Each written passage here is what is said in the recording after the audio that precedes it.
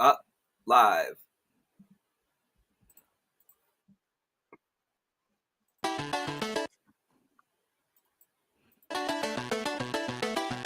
Yes, what is up? Baby. What is up? Welcome to the Story Forge podcast with your hosts Gabriel, Rathweg, and Dominique Mondesir. two best-selling Amazon authors in general, world You know, you should famous stop saying best-selling authors. Exactly. You should just stop saying to Amazon best-selling authors. We're just fucking best-selling authors. Fuck the Amazon. I know you're listening to Amazon. We're just two best-selling No, Amazon's authors. the shit. Amazon's amazing. Amazon's amazing. Did you know that, real quick tidbit, as we get started, the trad publishers think 10,000 books sold is like a fucking hit? I know. That is garbage. That's all garbage. these bitch-ass motherfuckers. All these... Bitch-ass motherfuckers. Go. No, first 15 seconds, you're not supposed to cuss. Oh, we're a minute in. Fucking bitches. But these people think that you see these New York Times best-selling authors, USA Today best-selling authors, 10,000 books. Gay. Like, that's just, like, dumb. Like, that's like being like, oh, I was, like, the number one quarterback in high school, JV. Do you know what that means? I know what a quarterback is. I guess JV is college or high school? Like No, that? it's okay. In high school, what you call uni. No, wait. Do you guys have primary school goes up to 12th grade? So we go, primary school is like 4 or 5 till 11, 12. And then 4 or secondary 5 till 11, school 12. Okay. is... Wait, you don't know secondary if it's 4 or 5 or 11, 12? Did you go to primary school? No, motherfucker. I'll come back to that in a minute. And then I know. I'm talking about it. secondary school is 12 to... Well, it used to be 16. You could leave at 16, but they've put it up to 18 now. And then after 18 is uni or college. Right. But yeah, I although I was born in the UK, I grew up in St. Lucia, and then I came back to the UK, and I kind of did like 3 weeks of secondary school. But I think my grandmother and my mum lied about how old I was. Right. It just fucked up. Yeah. But anyway, Hey, that's cool. What I was talking about how it's bullshit that these people think 10,000 books sold is a lot of books. If I only sold 10,000 books, I'd only make 30 grand. Like, you couldn't live off that, and you calling that a best-selling author? Yeah. Garbage. Well, not even 30. That would be. That's a minimum. How what are your books priced at? $3.99 or $4.99? I think I'll put most of them up to $4.99 now. Yeah, but I think I'm gonna put them up to $5.99 soon. Oh fuck! Yeah. Mine at $4.99. I've not got the loyal readership as you do. Yeah, but I see everyone's going up. Shit is increasing. The price. Today's price is not yesterday's price or whatever it fucking saying is. The world got expensive. The world got expensive, man. The world got expensive. Yeah. I mean, what were we talking about a few minutes ago? That was so entertaining that we had to start the fucking podcast. So put it on podcast so everybody could hear it because it was like, oh. Go ahead. So I was saying, like, people think of like the authors back in the day. This is why I kind of wish, and I'm envious of the Stephen Kings of that era. Don't be envious of that motherfucking Skeletor looking flat. Stevie, I know Gabe's a hater. I love you, bro. Try to read one of his books again. Try it. We had this conversation last time. We had this last week. Go on the podcast last week. But what I'm gonna say is, and the man like, there's so many stories of authors just getting 6-figure deals, like cash over hand, writing a book, submitting the book, and the publisher does everything. Once you're in that tier, you don't have to do any social media. You don't have to do any admin work. You just. I love how fucking some words come out of your mouth. That sounds okay. But tier. Go ahead. You just that was fucking good. Had to hand your manuscript to someone, and they gave you money. Now, motherfucker, like, how stressful has this week been? The podcast was meant to go out everywhere Tuesday, and we're still only now it's on as audio only for Spotify, because fucking admin for everything, admin for ads, admin for social media clips, admin up the fucking ass. No pause on that. Press play. Bro, like, it's been, I think stressful is the wrong word. Like, it's not the kind of stress like, why is this microphone? Okay. Like, I can't pay my bills stress, but like, it is, you know what? This is I hate this stupid thing. It makes me want to like, I don't know what you're doing right now. It's a pop filter, so you don't pop. So, that wasn't exactly what we were talking about. It was. No, we're talking about how you were like, okay, everybody listen. Dom, you said, a minute ago, you don't have to do it because da-da-da-da-da. A minute ago, Dom was like, I get up in the morning at 7 and my whole day is so hard. I'm so tired. I can't take it. Why me? And he just started crying. He broke down. I was like, bro. Save it for the podcast. All right, save it for the podcast. And he continued to talk about, woe is me, you know. I have to go to the gym and work out as I get up at 7 a.m. like a loser. Because of 7 a.m., losers. Then he goes to the gym. Then he goes, then I have to go to the market and go to the butcher to pick up fresh vegetables and fresh meats. It's so hard after my hard workout. All right, motherfucker. What was your point? And then this is the whole thing, listeners, because every day I wake up and I say to myself, today might be the day I die. So I've got to fucking do shitting. Motherfucker. And Gabe's like, I'm going to live forever. I'm Peter Pan. Hey. Well, I mean, I'm 44 years old. I run marathons. You know, I still fit into my 18-year-old boot camp pants, dude. I mean, I got a beautiful wife. I mean, I got a wonderful life. But anyway, what were you saying that you had to pause about? I used to feel like that, man, on a serious note. Okay. Like, when I was 26, I was in college and I was finishing up my bachelor's. I got this... Is that late for college? Well, I got after 18, I joined Coast Guard.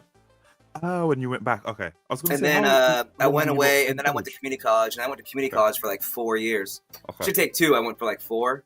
Okay. And then 9/11 happened. Okay. So I got activated for a year. And so I went away for that and then came back. And then it took me like 4 more years to get my... basically what should take 4 years took me like 8. Where were you? University of Central Florida, by the way. UCF. No. You can't finish. Where were you deployed? Did they send you overseas? Or? Well, people are going to be like, oh, you're not deployed. But yeah, I got to spend a year in Charleston, South Carolina. And I was put up in the Marriott Residence Inn in a 2-story apartment with a full kitchenette and another 21-year-old college dude who... So, bro, you want a story? You want a fucking story? So I got activated for 9/11. I was going to BCC, Community College. And I had to go up to... they pulled me into Cape Canaveral, which is where I lived. And I was working there for a couple weeks, and then they sent me up to Charleston because they needed bus drivers. Okay. Because at the time, I was what's called a yeoman, an HR guy. Human resources, data entry, fucking pay personnel. And so then I got to go up to Charleston, and I'm up there, and it's just all a bunch of dudes that are young, dudes and chicks, all staying at this hotel, and fucking partying and drinking every night. And then every once in a while, somebody has to drive a fucking van to 10 guys to the port to hop on a boat with some guns and make sure nobody comes into the place where they're loading all the tanks into the big ships. So for like 3 months, dude, we just fucking drank and partied, got paid $4 or $5 grand a month as 21-year-olds, right? Fuck. And then they found out what we were doing, and all of us got sent to like real jobs, and it's turned into shit. They're like, hey, Rathweg, that's my last name. Oh, you're a yeoman? Oh, you come over here and you work in the office with all these fucking old bitchy ass ladies and these old men who don't know how to use computers. So I did that for a month or 2 months, and I hated it. And I switched to boats. So then I got to go on the boats with the guys and put the guns on and run around and get pepper sprayed in the face and jump on things and stuff. And that was a lot more fun. That sounds super sus. It was way more fun, dude. Dude, when you're on a jump on things, just super sus. So listen, man, I know you think BJJ is badass. I know you love BJs and Js and MMAs and MMA BJJs. Insert LGBTQI plus MMA BJJ. But I was in a boat with bed. I got sprayed in the face. I jumped on things. Bro, we used to take these like 25-foot speedboats. You know those ones that are made of metal and they have the orange tubes around them. Yeah. With a 50 caliber machine gun on the front, and we'd sit at that. We'd go as fast as that boat could go off the ocean, like, and just fire that thing. Like, it's so much fun, dude. It's the funnest thing, dude. Remember when we went shooting in? It was fun. Guns are fun. Guns are the best. Guns and guns. Oh, dude, you know what's better than shooting a gun at a range? Yep. Shooting it on a boat. You know what's better than shooting it on a boat? Okay. Shooting a fucking helicopter. That's true. When you come to Florida, dude, we'll go shoot fucking guns from helicopters. Oh, fuck. Bro. That sounds a very Florida thing to do. Bro, what is a better place to live in the world than somewhere where you can get in a helicopter and go shoot, not only shoot guns, but shoot machine guns at fucking pigs. Huge hogs. Fucking hell. And then, if that's not enough, we'll go drive a tank and crush cars in a tank. Like a legitimate tank. No? The Englishman in me, just wants a nice tea and coffee. No, it's not even tea. We could go ride a horse too, man. If that make you feel good. Maybe. Anyway. We've just gone on a fucking 10-minute tangent. I'm always trying to bring us back. Oh, okay. We've not even said what this is for new listeners. Wait, okay, let me tell us what it is, and let me tell you. We've just gone in like fucking authors. Fuck traditional authors. All right, you go. Welcome to the Story Force podcast, where two world-renowned best-selling authors, Dominique, Mondesir, and Gabriel Rathweg, create a story out of thin air. Think of it as a rap battle, an improv comedy night, where two of the most prolific and exciting tellers of tales wind mysterious, galactic, medieval, and ethereal stories that tickle and tantalize the senses. So anyway, that's what we do. Welcome. Welcome. So if you've been following along for the first 13 episodes, we started off and we're telling a story that we were creating in Dom's world of... Junkyard Dogs. Woo woo! Junkyard Dogs. Echoes of a Lone Wolf, which is out now. Echoes, look how pretty that looks. I don't know if you look and see. But boom. It's a big boy or big girl, however you whatever your fancy is. Dom loves fancy big girls. But yeah, it's like I said, we'll talk about it another time. Anyway, it's a beautiful book. If you're into Fast and the Furious, in space, bounty hunters, anime styled above boards, shoot 'em ups, in the style of such amazing classics like Trigun or Cowboy Bebop, you will love Echoes of the Lone Wolf. Did you ever watch the Cowboy Bebop live animation? Bro, I was all into it. Okay. Until they made... Okay, this is nothing... Now I'm going to preface this. This is nothing about a community. Okay. I grew up on Cowboy Bebop. So did I. And then they made Faye gay. And it broke my heart, man. Was she not a bit in? No, she wasn't. No, she was because she in the anime she met the man who cheated on yeah. Because it was a dude that made it, broke her heart, and then they made I forgot about and the dude was fat. Yeah, I forgot, and the good dude was a con artist. Yeah, I forgot about that. It would have been fine. It would have been fine if they introduced a couple new gay characters or whatever. I don't have any problem with that. But when they take an existing character and they ruin a boy's puberty, that's fucked up. Dreams. I think that's what climax. That's what that's what a lot of people have. We're getting controversial. No, not controversial at all. Like J.K. Rowling. The same thing with Black Snape, like from Harry Potter. People up in arms. I get why people don't want Snape to be black. Like he's not a black in the books, in the stories. hold on. No, I'm like, yeah, I understand why. Like, if that's what you grew up with, the childhood, and then now it's getting the spotlight, you want it as authentic as possible. And as a storyteller and the author of many books, if a many character, thick leather-bound tomes. if a character doesn't, if I've written a character who isn't gay, I've got one of the meanest villains, gay villains in Space Outlaw, and that motherfucker is a bad motherfucker. And if they all of a sudden changed him to a woman or straight, I wouldn't feel right. But sometimes as creators, Disney or Universal or whoever just beep beep beep beep backs that truck full of money, and you gotta sign what fucking ever you gotta sign, and they can do whatever they want with that IP. So yeah, I know JK has had words. The woman, never a hater. The woman says what she thinks. So she doesn't give a fuck who she offends. She should be American. I mean, I feel bad that she's in this. She's Scottish. She's Scottish. She's there. It's one above Americans. Like, please.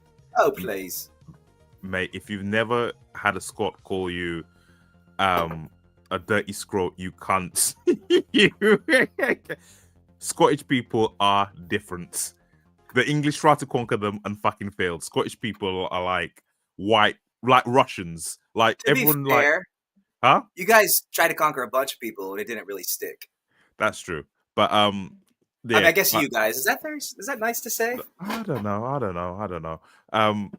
Yeah, so I get it. I get the whole thing. And like, also to those people who are fucking moaning, write your own story. That's what I fucking did. I read a bunch of stories with white guys named Jason, and they're white. Through lit RPG and fantasy, I was like, where the fuck are the brothers at? And I wrote stories with brothers. Just dude, stop complaining and fucking write what you want to read. Easy. If everyone did that in the world, it would be a lot better place. But anyway, enough ranting, enough raving. I love the ranting and raving. This is part of the fun for me. Hey man, I know everybody's watching Story Force podcast. You can skip ahead to 30 minutes in to get to the story part.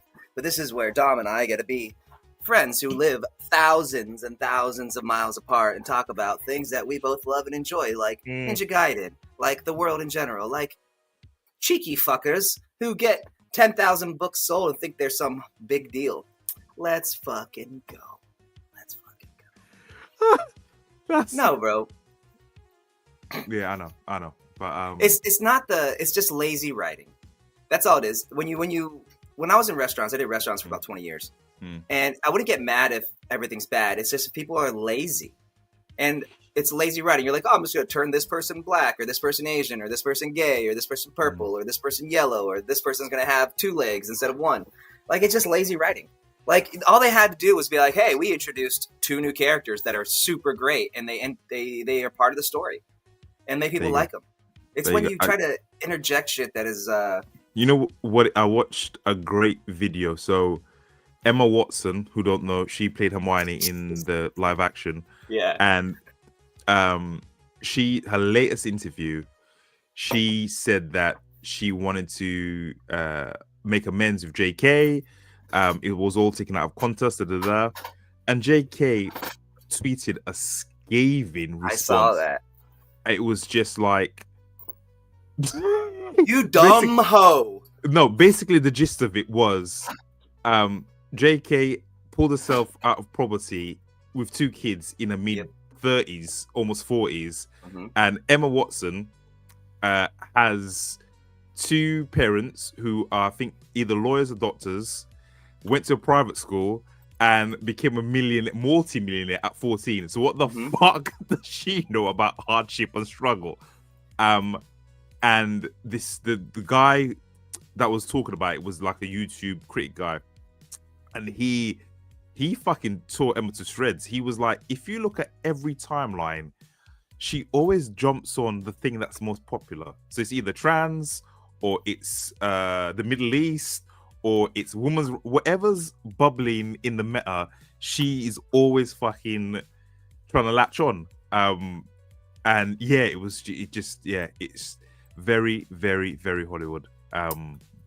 But yeah, that's actually the point I was making is they'd always try and change a character to the flavor of the month. So if it's let's all Black Lives Matter, then one of your main characters who wasn't black is gonna be black. Same as gay or trans or whatever. They don't really care about you. Like Hollywood doesn't give a fuck about you. It's just about money. You're just a customer at the end of the day. Sorry, you are. Well, it's not even just that, bro. It's just like you got to remember too. Most people don't know anything. Like they don't, and I don't want to be like, it's not mean to say people don't know things. Like this whole current generation of people that are under the age of like 35, 30, they don't really know things. And I don't mean that to be mean. They just don't know. They weren't taught. And so they've had to make shit up. They make up words, they make up things, they make up movements because nobody taught them. They didn't have any good role models. Because my generation said, fuck you, we're not doing any shit for you. That's not my kids. You know, like, and I feel bad, but like, you know, I'm sorry nobody taught you. I'm sorry you don't know that there's another state of matter called plasma. I'm sorry that, you know, you don't know shit. I'm sorry you never saw a globe and you think the earth is flat. I'm sorry you don't know how fucking phone works or how electricity works or plumbing or how to drive a car. Like, listen, to my younger readers, I love you. Like these kids can't jump.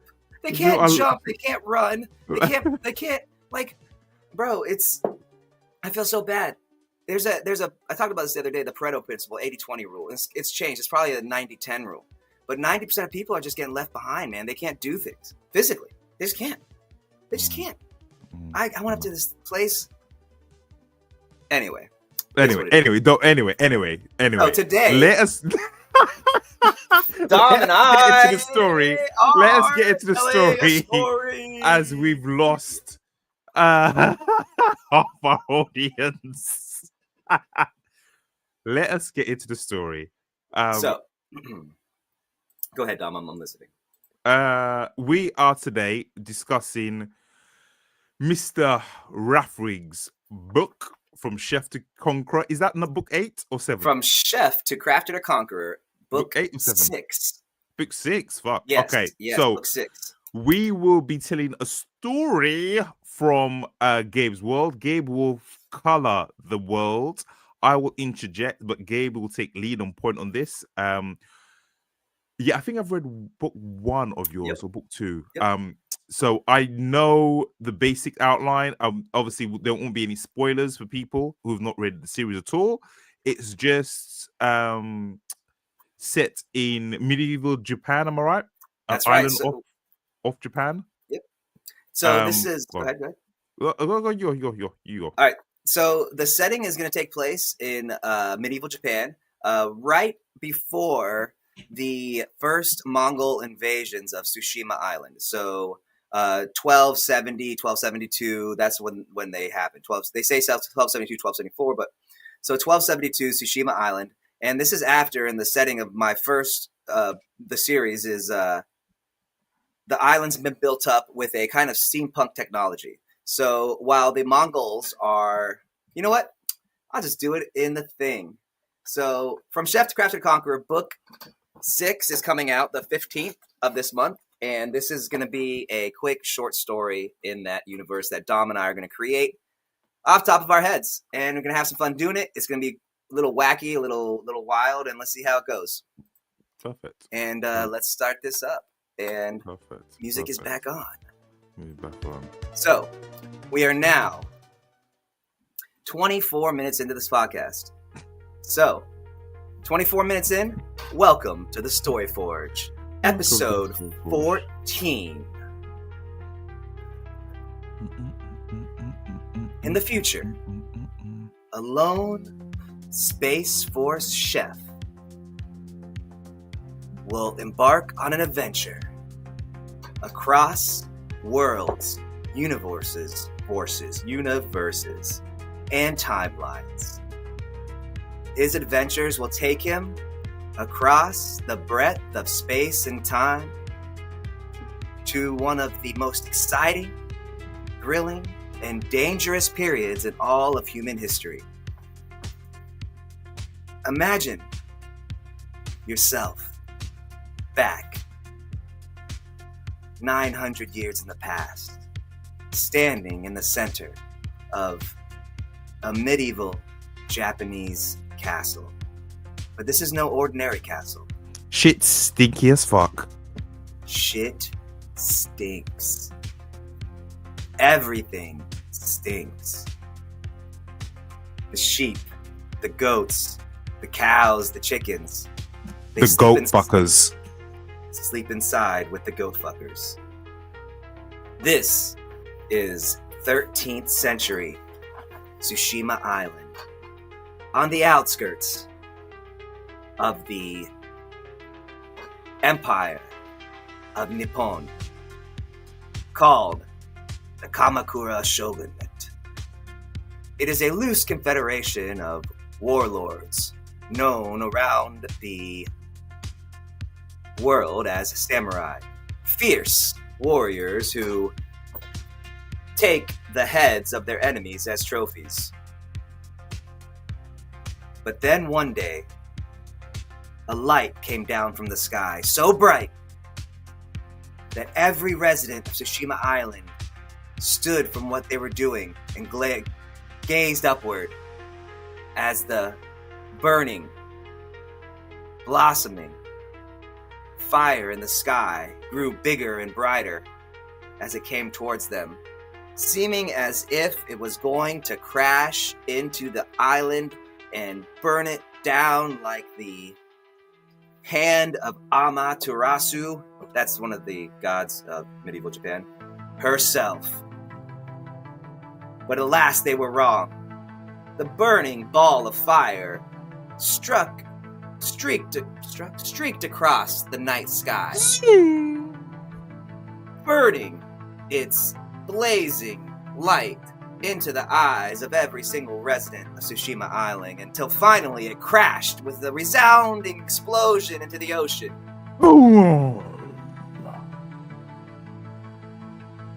That night, everything changed. And for one particular individual, his world would never be the same. 2 years later, Rio was a chef from the Space Force. He had come to Tsushima Island, and in 2 years, transformed it into the most advanced city in the known and unknown world. Streets were now made of concrete, so advanced that water got washed away. Buildings now had running water, hot, cold. Food was no longer a problem. Rice was plentiful. The chickens bred like chickens. The cats hunted with abandon. And the cows mated with a fury never seen before in the history of the island of Tsushima.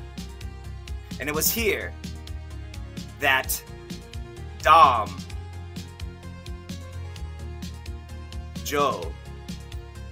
Jomon stood atop the highest point on Tsushima Island. His 15-year-old frame, wispy and thin in the pre-dawn light, the wind blowing hard from the south, hitting his newly growing body like a hurricane. But Dom stood tall and strong, because he was no ordinary 15-year-old. He was the proprietor of the newest, freshest, and most exciting food in all of the world. Dom's Ramen. Dom the Mon's Ramen. Every morning he got up before dawn to perfect his craft. He joined Rio and the other leaders of Tsushima Island on their 6-mile morning sprint across the newly paved streets that wound around the island's defensive fortresses, ending up atop the highest point where, as one, the 100 or so morning early risers stretched and waxed philosophical about the day to come. Because every person, man, woman, and child, on Tsushima Island knew their days of carefree enjoyment. Well, carefree for them, working 20 hours a day and sleeping 4 hours a night was carefree for the Tsushima Islanders. But those days were coming to an end. The Mongols were coming.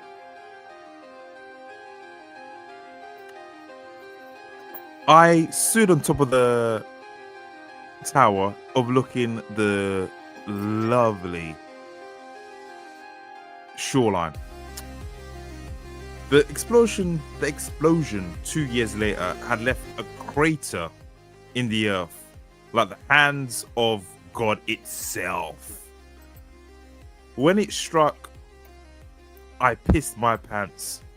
Scared, frightened, with no parents to look after me, nothing but a street urchin, I shivered as the cries and echoes of people screaming Godzilla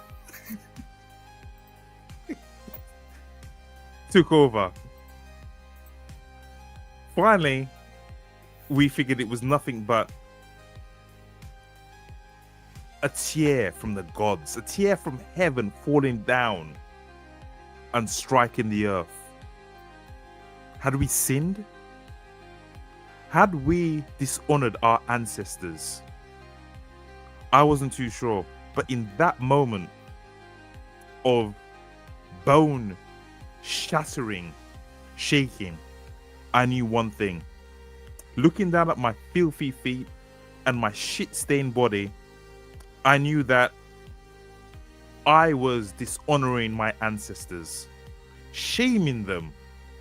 They would be looking down at me in anguish, in horror, at the thing I'd become. Yes, I was only a teenager. Yes, I was only, could say a child. But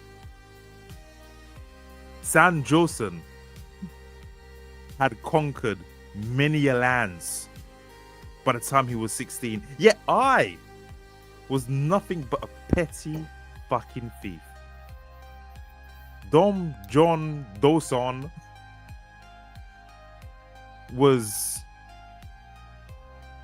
the blight of the community. Wherever I went, aunties, mums hid their purses, hid their coins. Men spat my way or threw rocks. Kids chased me like I was some wild animal. And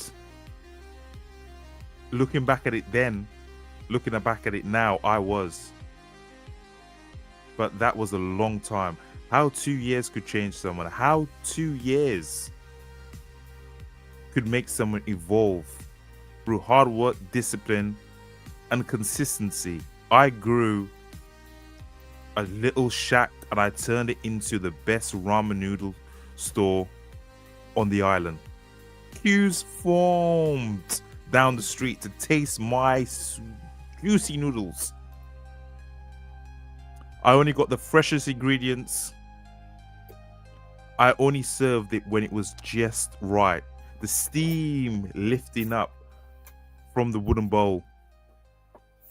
I could see people's faces, no matter how hard a day they had.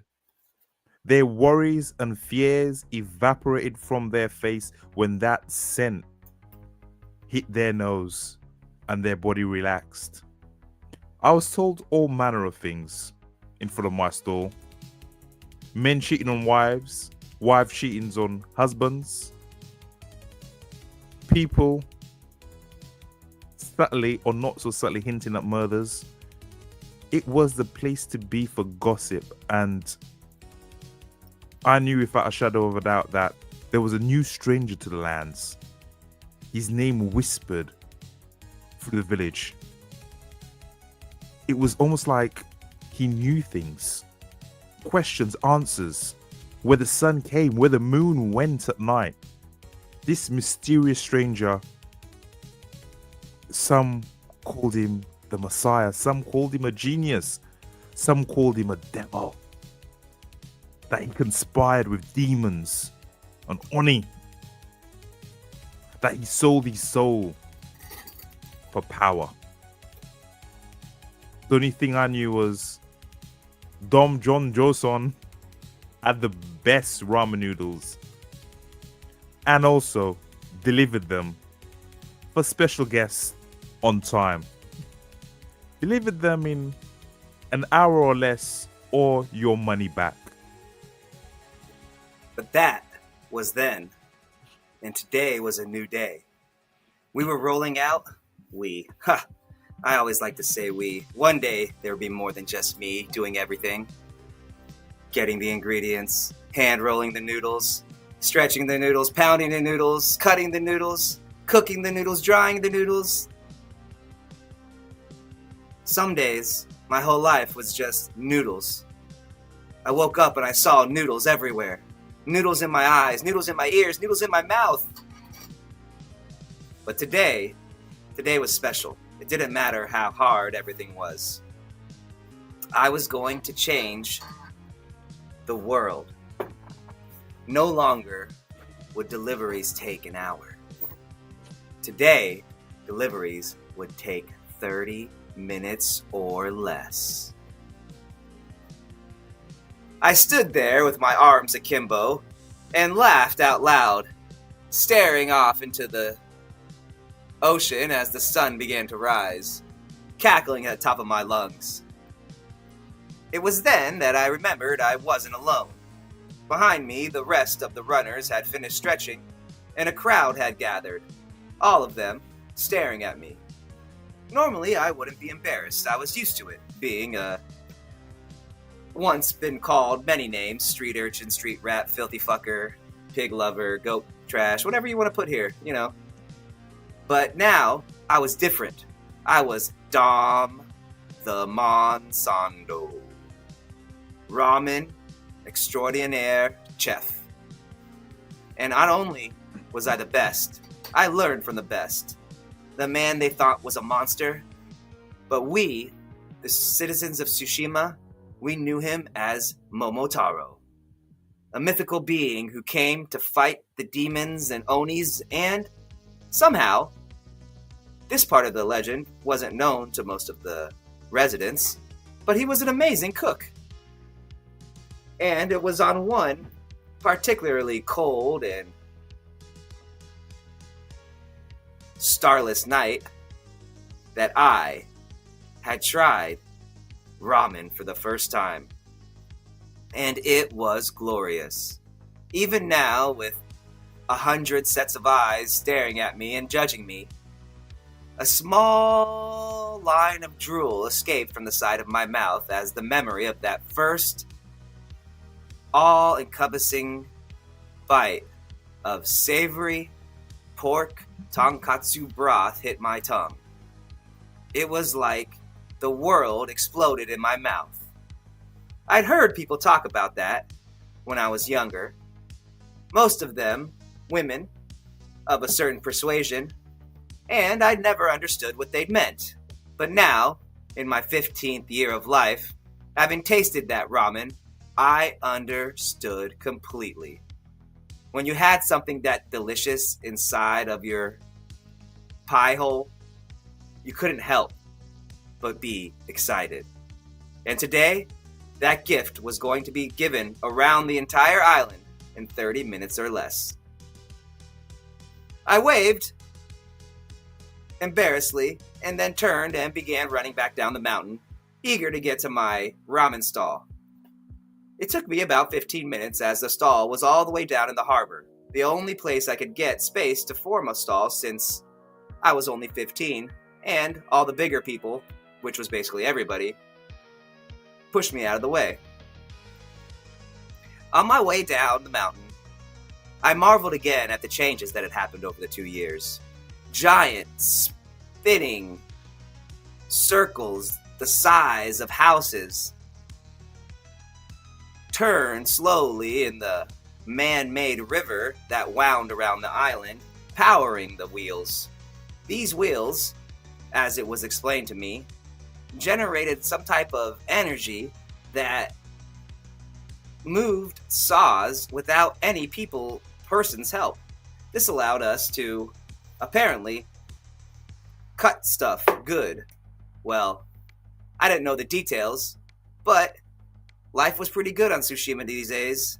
And when I think back to 2 years ago and how much everything used to stink, if only that one change had happened, it would be worth it. But now, not only did things not stink, things were amazing. Again, I waved as I ran down the next set of hills to the harbor, to the dozens of residents riding by on their brand new bicycles, two-wheeled metal things that were made. I don't fucking know, dude. I'm running a blank right now.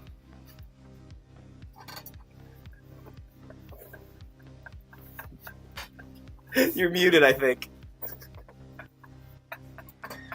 I'm burning out, man. I'm like, I think you're muted.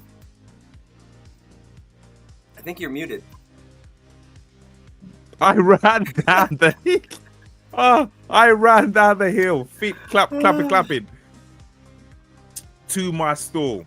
The waves crashed against the rocks, wetting the side of the bamboo that kept me dry.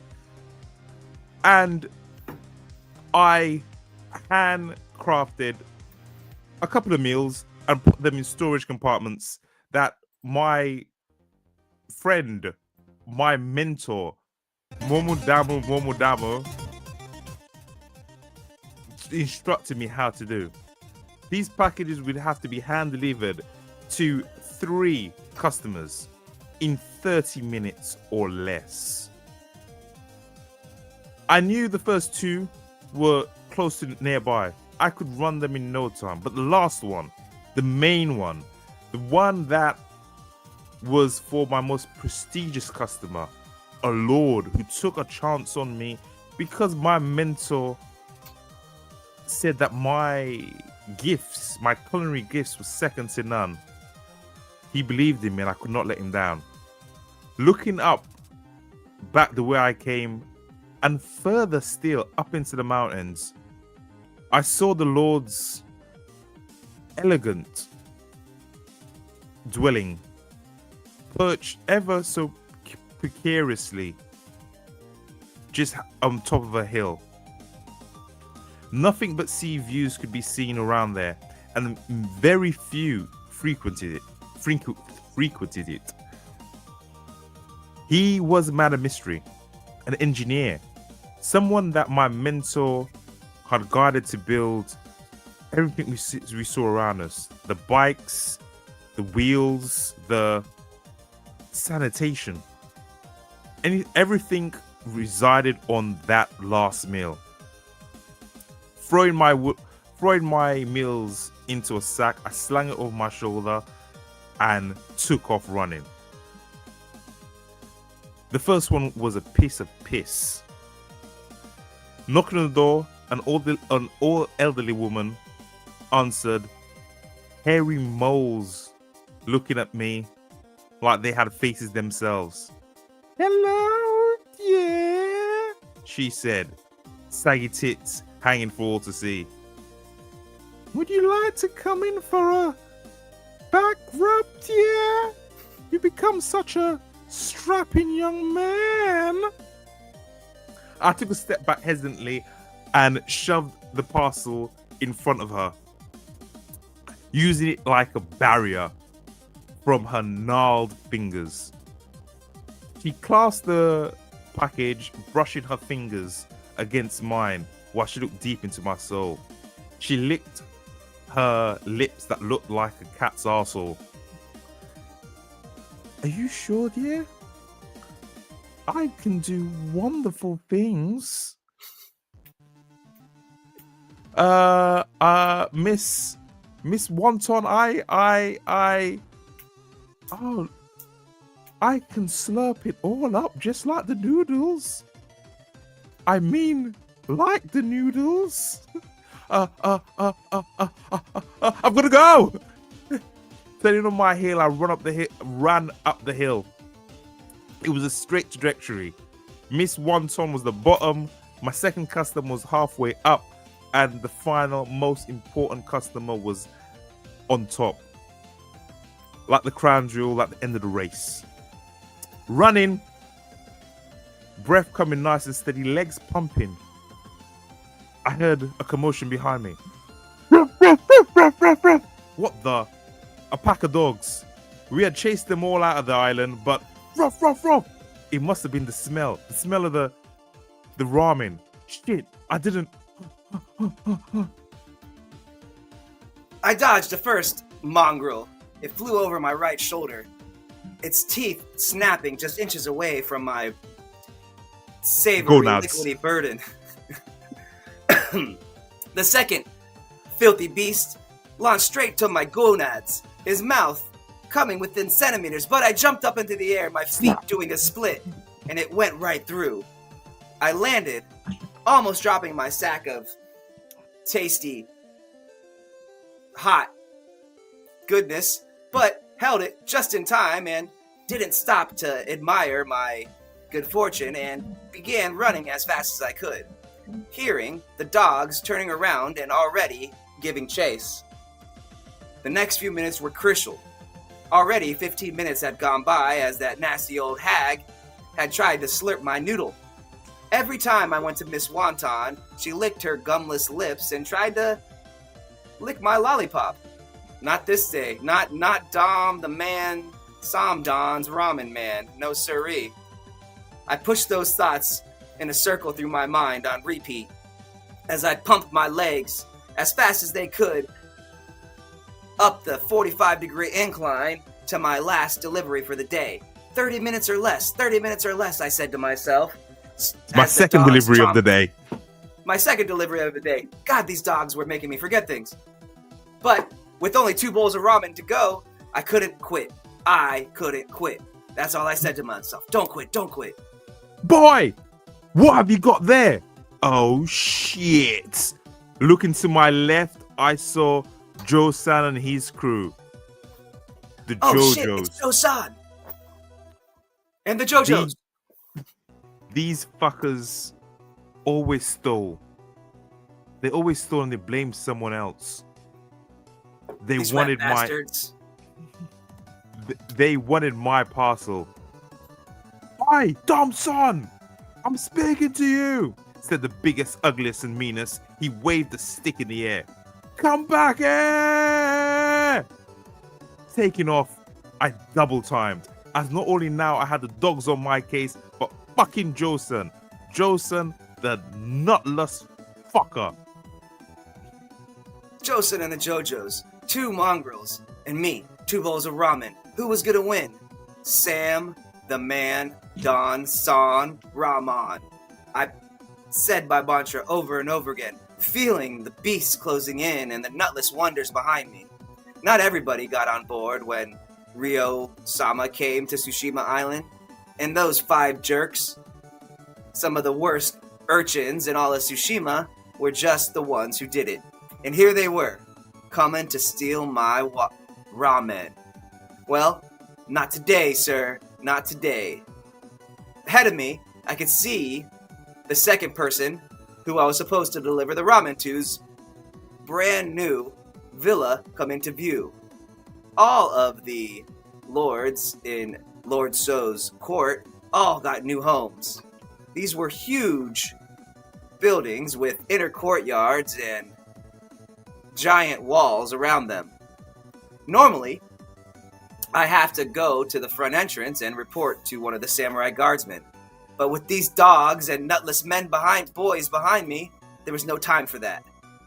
I kept running, my breath growing heavier and heavier in my lungs. My legs growing... Wait a minute. My legs growing heavier and heavier, and my lungs growing tired and tired.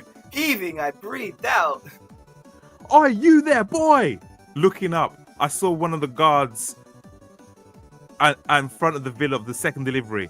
It was Ping Pong and Ching Chong, my two favorite guards. Ping Pong, Ching Chong! I screamed, my legs suddenly less heavy and my breath lightening a little bit as I saw salvation before me. Without stopping, I reached into my sack and retrieved one of the covered ramen bowls, and as the distance closed, 10 meters, 9 meters, 8 meters, I saw Ping Pong's and Ching Chong's eyes go from normally slanted to wide as a round-eye visitor. Suddenly they knew I wasn't stopping. My fearful gaze transformed into one of slight, more than slight amusement, as only a 15-year-old boys can.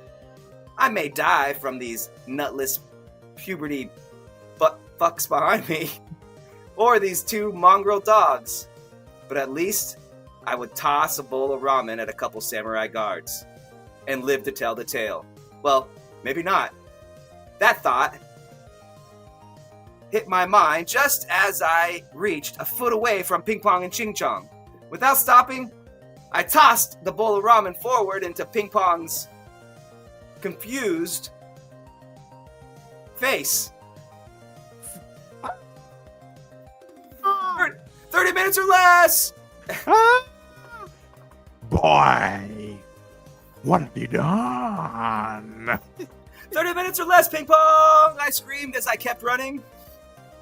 You dishonor me, boy! There shall be vengeance! That's all I could hear behind me was, vengeance! Roo, roo, roo! Dogdemon! Now, I had 2 mongrels, 5 Jojo and the Josan and the Jojo nutless wonders, and 2 very irate, slightly burnt samurai guardsmen chasing after me. But still, I only had 1 delivery to go, 30 minutes or less, and I had 5 minutes on the clock.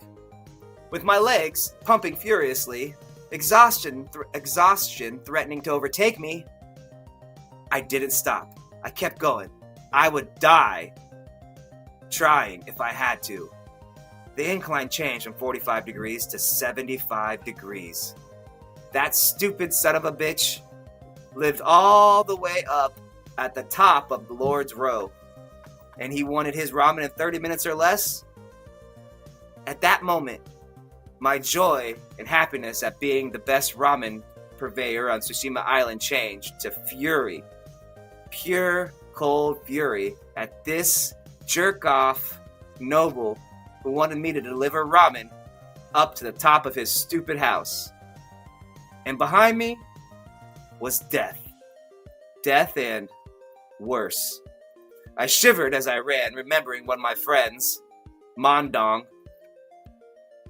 Mondong had been a sweet friend, and then Jojo and the Josan and the Jojos got a hold of him. He never walked the same again, because they fucked him.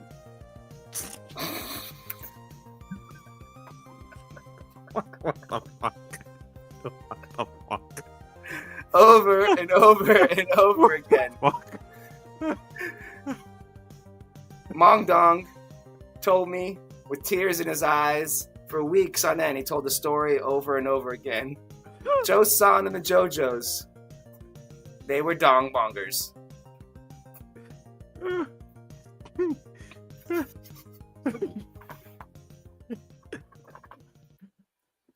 And then Dom! I looked to my right. Oh no, it was Domson. The man, the boy, the teenager. It was Slumdom. Slumdom. It was Mondong. Mondong. Mondong. It was Mondong. It's Mong. Oh shit! Look to my right. It's Mongdong. I'm so tired. I couldn't remember his name. The teenager that had told everyone that Josan and his crew had violently raped and bum fucked. Graped. Dodson, you lying fuck! You're telling everyone that I've been bummed. Wait till I fucking get you, you piece of shit, just because you're a rival ramen seller. He came after me. Shit. Now I had two mongrels, Joe-san and his crew, Joe-san and Jojo's crew, two scolded samurais, and a teenage boy that I'd lied about and told everyone he was repeatedly getting bummed. Shit. Well, 30 seconds in or my less. defense, Go. in my defense, he did look like the kind of bum that would get bummed by a bunch of dudes. Now, I don't want to say that I was lying because he was a rival ramen purveyor, but he did walk funny, and he was fat. And we all know, if you're fat in this day and age, you're a son of a bitch. It means you hoard food. And we used to be poor, and now I guess I am still poor. The thoughts ran through my mind of their own accord because I was exhausted, yet my legs still moved. And I could see ahead of me, there it was, the shrine of Hachimen, the temple, where that stupid bastard wanted their ramen. I screamed, but I redoubled my effort. The sounds of barking and screaming and Jojo and the Jojo-san and the Jojos, Mong Dong, the samurai guards, Ping Ching and Chong Chong, all of them right on my heels. But that was okay. 2 more minutes and I would be there. 20 feet. 20 yards. 200 yards. 100 yards. 50 yards. And then I was there at the shrine. The doors there. Open before me. And there they stood. The orderer of the ramen. Miko So. The most beautiful woman I'd ever seen. That bitch. Hello there, Don-son. I see you. Shit. Feet collapsing under me, foot tripping on a unseen stone. The noodles in my hand launched into the air, and I watched in shock, horror, and slow motion as the lid came off and hot, steamy noodles landed on her chest. Ah! Story 4. She screamed, "Ah!" again and again as the burning hot liquid scalded her from the top of her head down to the nape of her neck, pouring into her beautiful, white, now pink, colored bosoms.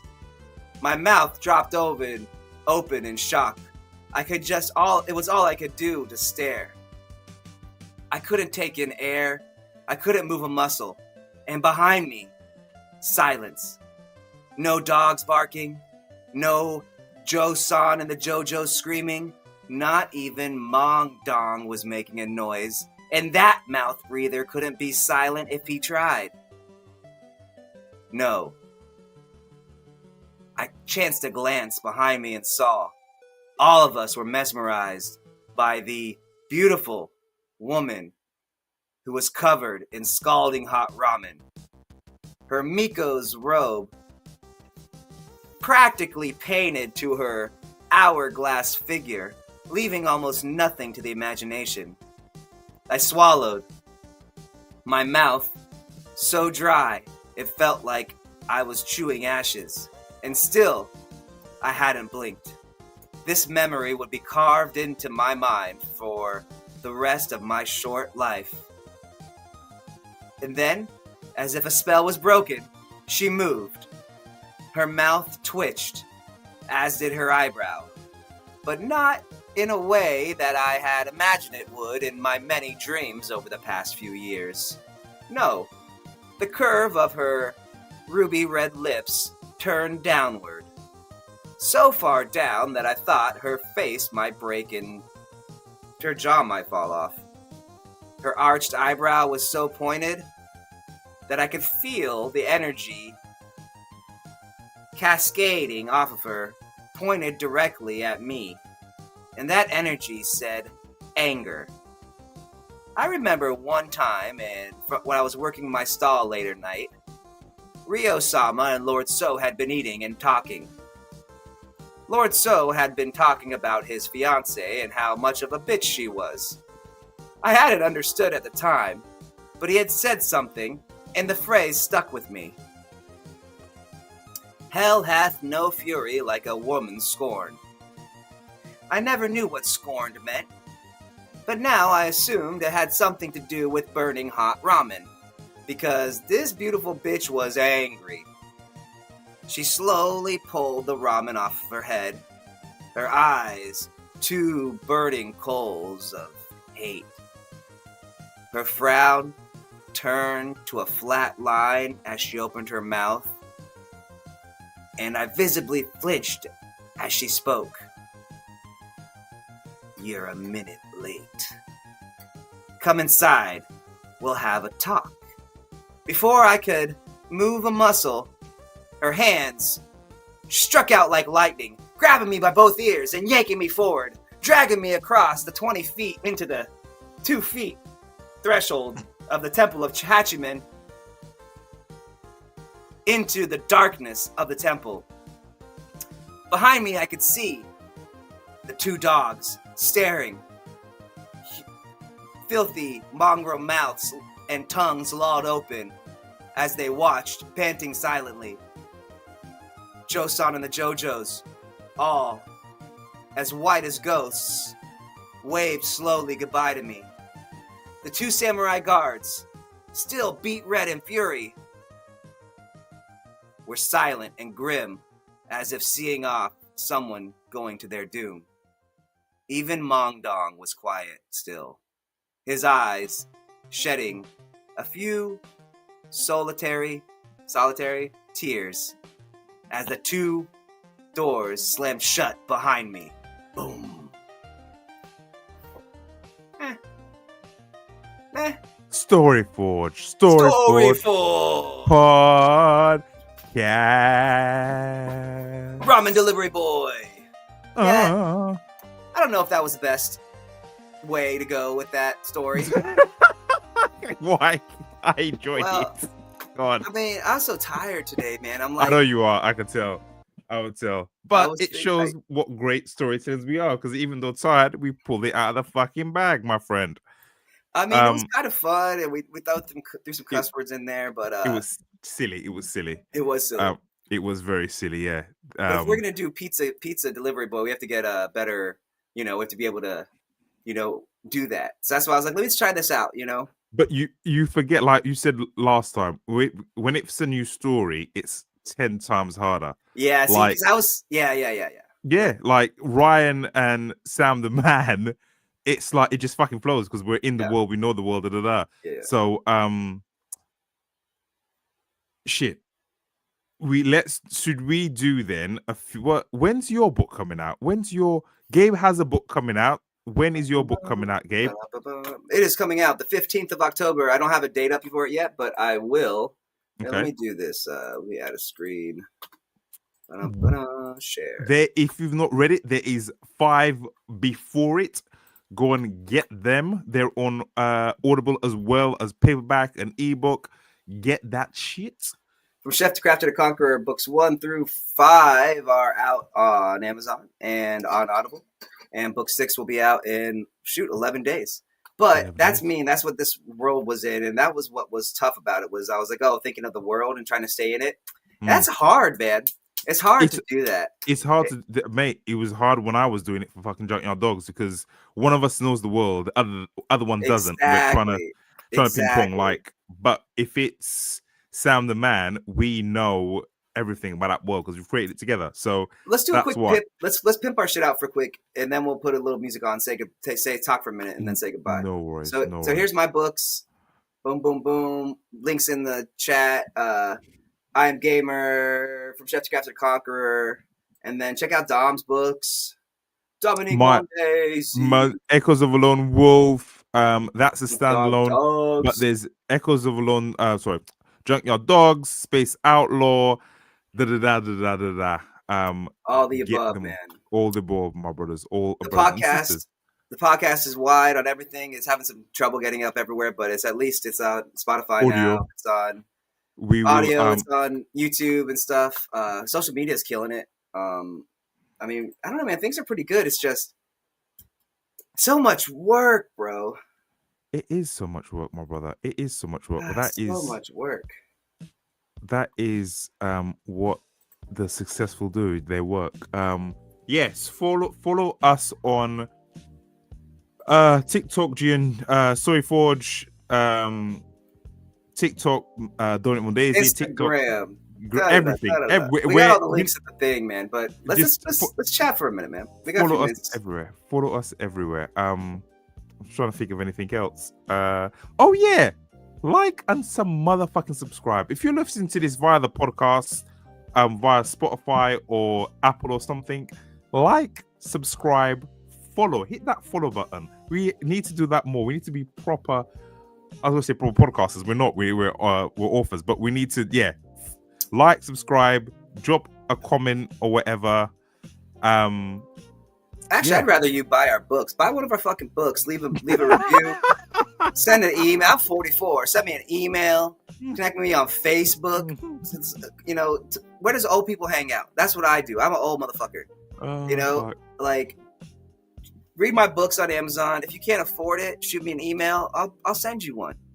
You know, if you want to like, subscribe, do all that shit. But I'd rather you check us out. Check our books out. We're writers. We write books. This is fun. We love it. We want you to watch it. Want you to listen. Want you to have a good time. But we're storytellers, but we're also master authors. We write, create worlds, and that's where I put my passion into. This is fun. This is my enjoyment. This is where I get to de-stress and hang out with a friend of mine that lives 2,000, 3,000, 5,000, 6,000, 7,000 miles away. This shit is fun. And it's like you said earlier. You were saying earlier about having to get up and go to the gym and do that stuff.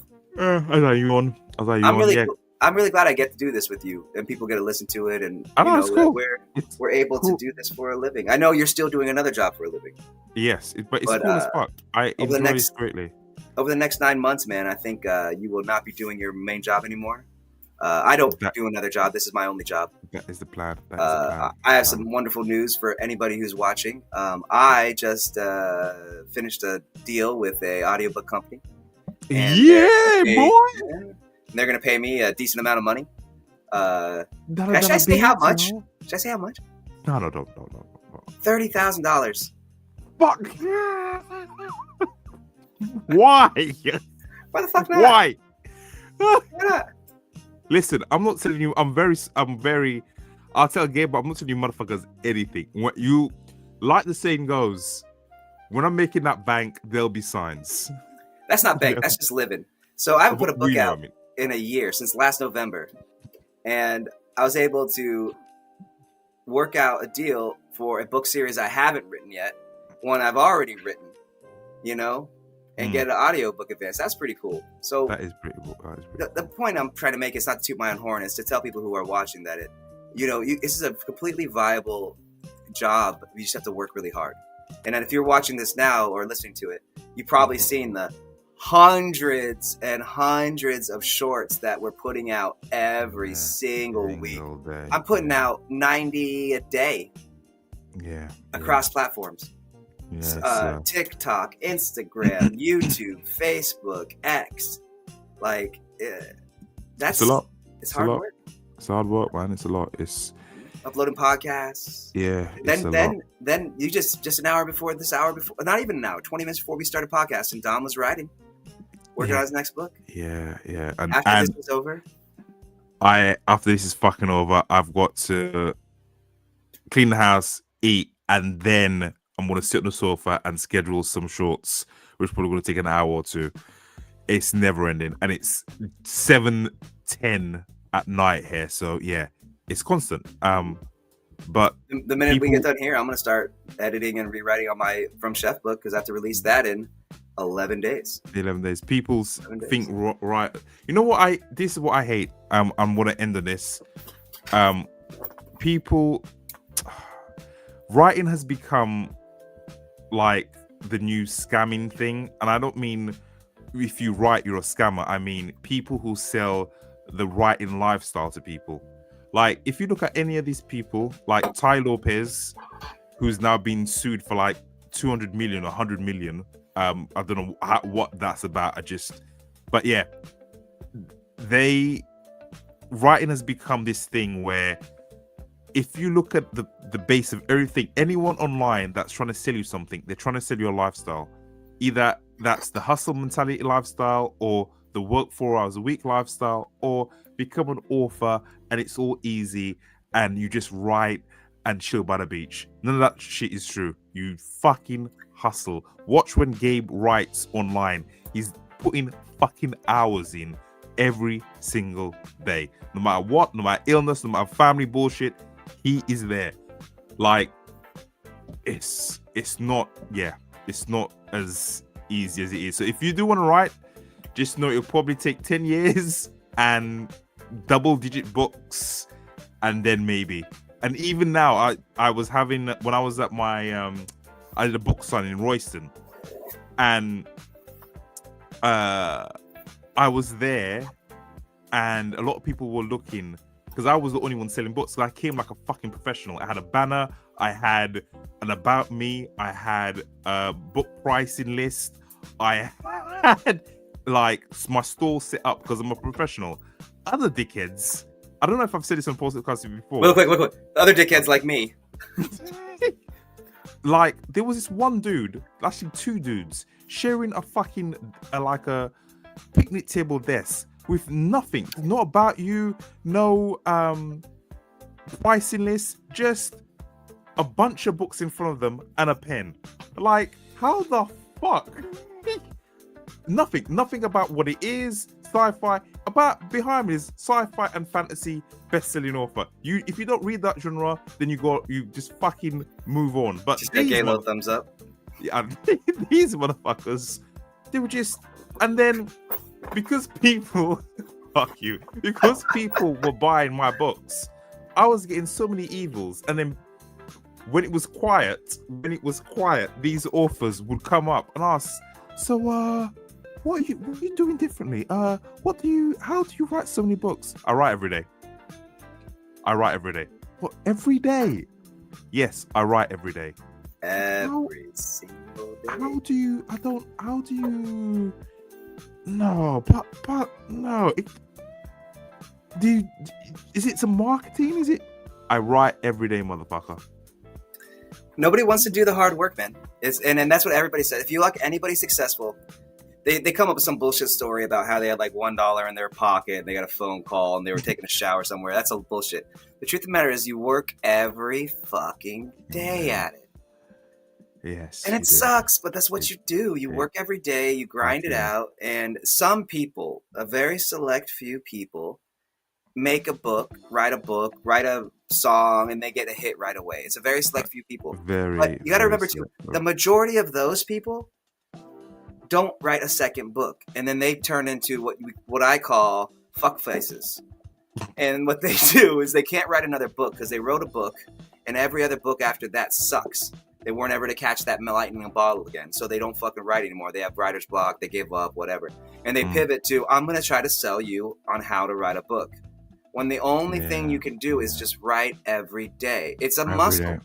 It's a muscle. Everything is like, you do it. Like, I don't want to do admin work. It sucks. I don't want to write every day, but actually, I kind of do. I kind of do because I don't want anybody else to be my fucking boss again. Yeah. What's that? Yeah. But on that note, Dom and I are getting out of here. It's been a lovely, lovely, lovely podcast. Oh, also, is our Patreon up yet? No. Okay, don't worry about that. We'll talk about it next week. Next week we'll talk about that. We'll talk about buy some books, follow us, like us. We are fucking everywhere. Any platform you're on, we are on. So there's no excuse. Come on, let's do this shit. Yes, from the Story Forge podcast. This is Gabriel Rathweg and Dominique Mondesir. We'll see you next week. We out. On the Story Forge. Peace.